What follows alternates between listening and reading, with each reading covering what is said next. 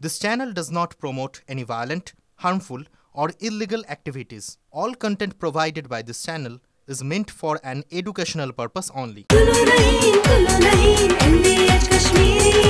আরে কম দে কিন্তু খাঁটি দে MDH কাশ্মীরি লাল লঙ্কার গুঁড়ো।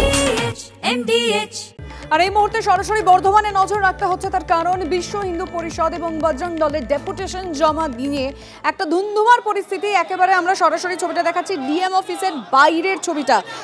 মিছিল আটকালে পুলিশের সঙ্গে ধস্তাধস্তি বাঁধে এবং যে কারণটা সামনে এসছে এখনো পর্যন্ত বিশ্ব হিন্দু পরিষদ ও বজরং দলের ডেপুটেশন ঘিরেই উত্তেজনা।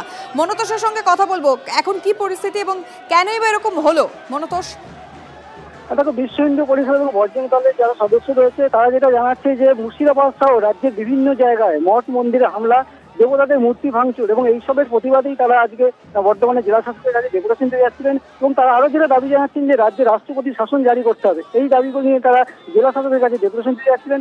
এবং যেটা অভিযোগ যে পুলিশ জেলা শাসকের দপ্তরে ঢোকার ঠিক আগে বর্তমানে কাজিঙ্গের চত্বরে বড় করে বাস দিয়ে ব্যারিকেড ঘিরে গোটা রাস্তা আটকায় এবং তাদেরকে সেখানেই আটকে দেয়। এবং আটকানোর পর তারা কিন্তু যারা বিশ্ব হিন্দু পরিষদের যারা বা তার সঙ্গে সঙ্গে বজরং দলের যারা সদস্য রয়েছেন তারা সেখানেই দাঁড়িয়ে পড়েন, দাঁড়িয়ে বিক্ষোভ দেখাতে থাকেন এবং পুলিশের সঙ্গে রীতিমতো বিতর্কে জড়িয়ে পড়েন এবং এই ঘটনাকে যথেষ্ট উত্তেজনা ছড়ায় বর্তমানে কাজিঙ্গের চত্বরে। এবং এই মুহূর্তে পুলিশের পক্ষ থেকে যেটা জানানো হয়েছে যে 6 সদস্যকে তারা ডিএম এর কাছে বা জেলা শাসকের কাছে যাওয়ার অনুমতি দিচ্ছেন এবং 6 সদস্যর প্রতিনিধি দল জেলা শাসকের কাছে যাচ্ছেন ডেপুটেশন নিতে।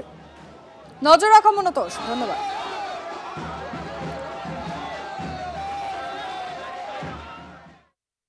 और দুর্ভাগ্যের বিষয়, ভারতবর্ষ সহ পাকিস্তানে জেলা মুখর জিহাদিরা আমাদের কাশ্মীরে পাহাড়গাঁয়ে ঢুকে বেছে বেছে প্যান্ট খুলে যেভাবে হিন্দুদেরকে মেরেছে তার প্রতিবাদে এবং শামশেরগঞ্জে হরগোবিন্দ দাস এবং চন্দন দাসকে যেভাবে তৃণমূলের জিহাদিরা কুপিয়ে মেরে দিচ্ছে তার পরিবর্তে আমাদের হিন্দুদের সুরক্ষার জন্য ডেপুটেশন দিতে এসেছিলাম। এখানকার দলদাস পুলিশ যেভাবে সামনে পুলিশ একজন মহিলা অফিসারকে সামনে দাঁড় করিয়ে দিয়ে সামনে ফিজিক্যালি অ্যাসল্ট করার চেষ্টা করছে। এবার একটা জেলার ব্রেকিং দিয়ে আপনাদের। ভাইরাল অডিওয় তোলা আছে হুমকি ফোন, কার? পুলিশের। অভিযোগ, ডাম্পার মালিককে টাকা চেয়ে ফোন পুলিশ অফিসারের। ময়নাগুড়ির মালবাজার থানার এক এসআই এর বিরুদ্ধে এমনটাই অভিযোগ উঠেছে। ভাইরাল অডিও নিয়ে পুলিশের বিরুদ্ধে অভিযোগ বিজেপির। অভিযোগ মান্থলি দিতেই হবে। ভাইরাল অডিওয়ে এমনটাই দাবি করছেন ওই পুলিশ অফিসার। ফোনের কথা স্বীকার মালবাজার থানার এক কনস্টেবল। আইন মেনে কাজ করি, কেন টাকা দেব? প্রশ্ন ডাম্পার মালিকের। আপনার কি 4416 গাড়িটা? হ্যাঁ, 4516। হ্যাঁ হ্যাঁ, আপনি মালিক বলছেন? হ্যাঁ হ্যাঁ হ্যাঁ। আচ্ছা, মালবাজার থানায় কার সঙ্গে মান্থলি করা আছে? স্যার, আমাদের কারোর সঙ্গে মান্থলি করা নেই, আন্ডারলোডের গাড়ি।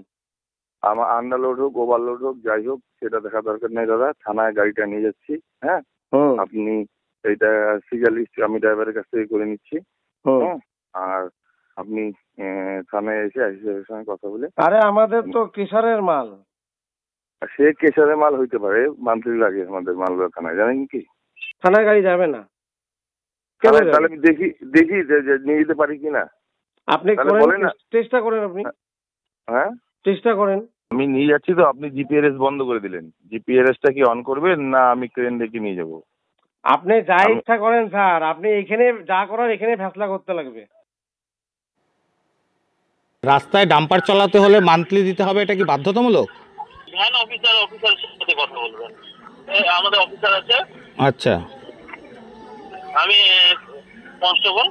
আচ্ছা, তার মানে আপনি কি ফোন করে কথা বলেন সমস্ত ক্র্যাশার মালিকদের সাথে? না, আমার ফোন থেকে কথা বলেছিল। কোন অফিসার? কি নাম অফিসারের? ভ্যান অফিসার যে আমাদের আছে, মিঠু স্যার। তো বলছি, এইভাবে আন্ডারলোড ক্র্যাশারের মালের কি কোনোদিন ফাইন করা যায় বা গাড়ি কি আটকানো যায় এইভাবে রাস্তায়? দেখুন না, নিয়ম কি অর্ডার এগুলো তো আমাদের কনস্টেবল বা হোমগার্ড তো আমাদের দেয় না। হ্যাঁ, আমাদের ভ্যানে মানে অফিসারদেরকে এগুলো ব্রিফিং করে। এই যে কনস্টেবলের কথা শুনলেন, যার সঙ্গে ফোনে কথা হয়েছিল আমাদের প্রতিনিধির, যার কথা বলছেন মিঠুন দা, মানে ওই পুলিশ আধিকারিক মিঠুন মিত্র, তিনি কি বলছেন শুনুন। মান্থলিটা আসলে কিসের জন্য থানায় দিতে হয় এবং কিসের মান্থলি? দেখুন, এরকম তো কোনো কথা হয়তো আমি বলিনি। তার একটা অডিও টেপ আমাদের কাছে এসে পৌঁছেছে যেখানে আপনি সেকেন্ড টাইমও ফোন করেছেন এবং বলেছেন যে জিপিএসটা অন করুন, না হলে কিন্তু আমরা ক্রেন দিয়ে নিয়ে যাব। সেরকম তো কোনো কথা হয়নি তো,